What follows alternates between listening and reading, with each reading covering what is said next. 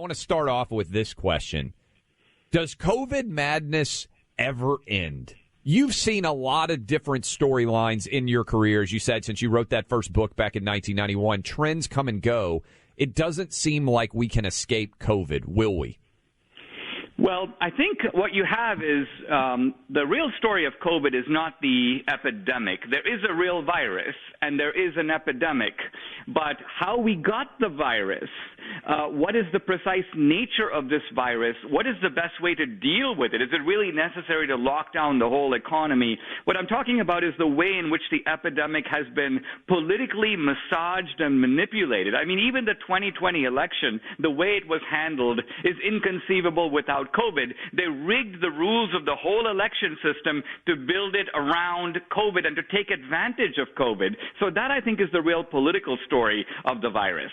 Now, Dinesh, we are seeing some efforts right now. It's Buck, by the way. Good to talk to you, my friend. It's been a couple of weeks. I got to say, this latest eviction moratorium that we were talking about right before you came on, in the face of the fact that there was already a Supreme Court ruling that said the CDC really can't do this, and the Biden administration is just saying, we're going to do it anyway. And given that they've floated out things recently like a national vaccine mandate, they're talking about vaccinating every single active duty member of the United States military, no ifs, ands, or buts. It feels like these are just trial balloons they're putting out there for even more tyrannical overreach. And I've got to say, I've been surprised at how little there has been mass pushback and mass noncompliance from Americans in a lot of parts of the country that you'd expect something else.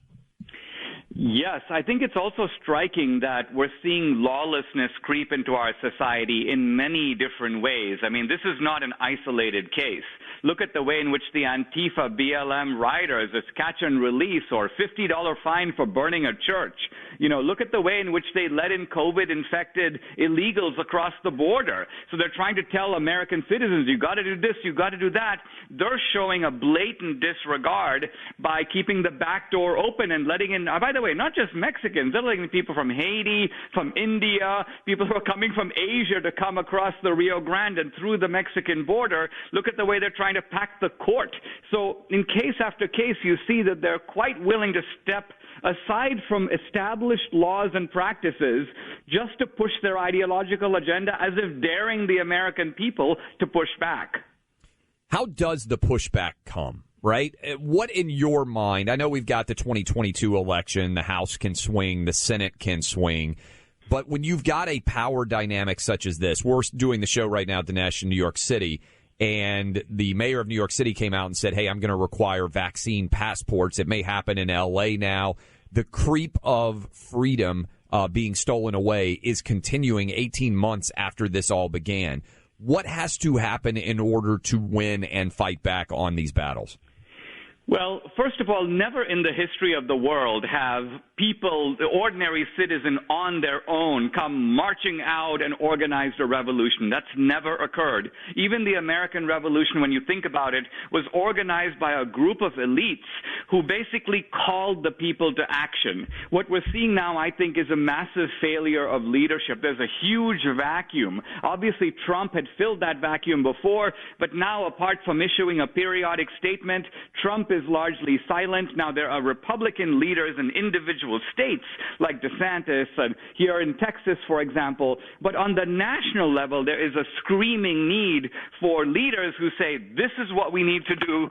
This is what we're demanding and calling the people to do. And then the people will respond. But they won't respond without the call. We're speaking to Dinesh D'Souza, filmmaker, podcaster, and author. Check out the Dinesh D'Souza podcast. He does excellent analysis there. You should go check it and subscribe. Dinesh, we had a tea party when I first got into doing this instead of doing stuff for the CIA 10 years ago.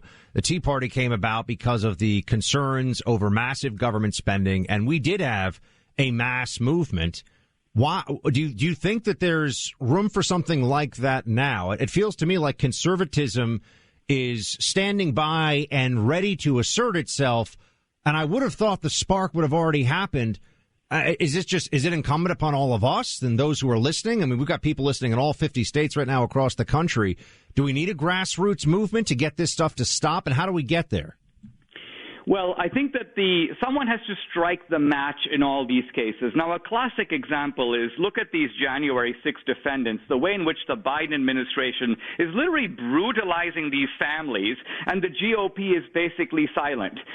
So yesterday, my wife Debbie and I decided to write a $100,000 check to support the family fund of the January 6 defendants. Why? Well, partly we want to help, but the only reason I'm mentioning it publicly is I want to encourage other people to step in. This is a case where you've got all these people that are being left on the field. Their own party has kind of abandoned them. Even the good guys on our side are largely silent. And the abuse of law and the way they're being treated, I mean, if you just contrast the January 6th families with, say, the Antifa and BLM families, I mean, you'd have to conclude that there's really no equal justice under the law in this country.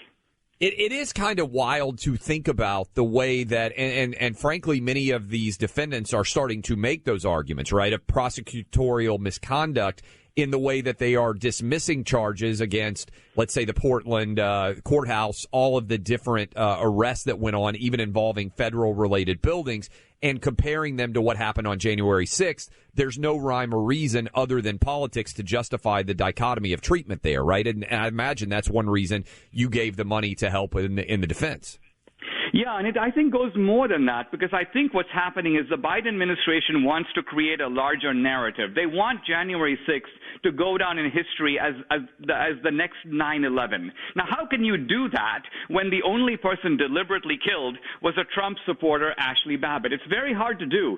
So they're relying on a massive coordinated network of propaganda to put out this narrative, but they've got to brutalize the families by acting as if they're going after bin Laden types when you're actually going after some plumber who took time off work to go to Washington because he was very concerned about his country. The doors of the Capitol were open. There were police walking around. They didn't tell anyone to leave. These guys are taking photos, and the cops are posing in the photos. And then the FBI hunts this guy down with helicopters, people outside his door, guns drawn, and now the guy's facing the destruction of his life.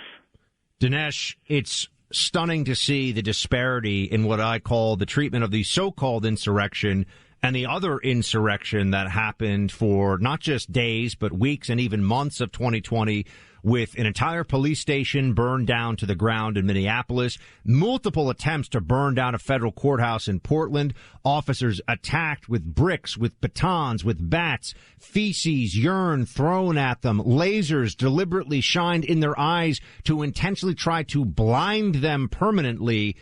I haven't seen anybody held for 6 months in solitary on any of those charges, and I think the American people have to start to ask, at what point do we recognize that what we had called the deep state within the apparatus of the federal government under the Trump administration is now essentially running the federal government? The deep state is the state.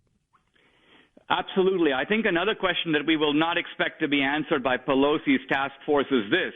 To what degree did the FBI instigate the storming of the Capitol? I'm not just talking about the FBI infiltrating groups like the Oath Keepers and the Three Percenters and then watching to see what they did. But to what degree did the FBI actually light the fuel that said, let's do this, we'll provide the logistics, we'll show you which doors are open? These questions need to be asked. Why? Because this is exactly what the FBI did not very long previously in the Whitmer kidnapping plot.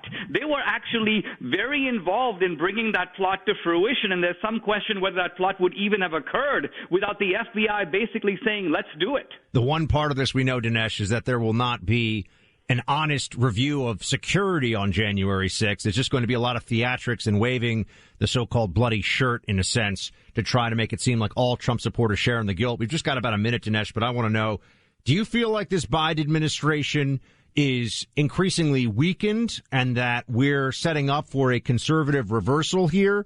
Or do you feel like it's cornered, lashing out, and therefore even more dangerous when it comes to authoritarian and tyrannical actions?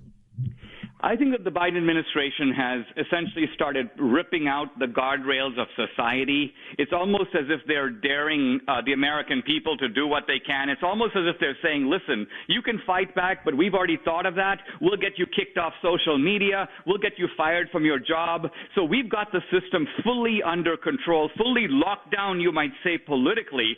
But I think, yes, if you're asking me, is there a massive anxiety about what they're doing, an increasing awareness that something something is deeply wrong in this country, a lot of buyer's remorse for independents who might have voted for Biden? I absolutely think so. And yes, I do think it will manifest itself next year.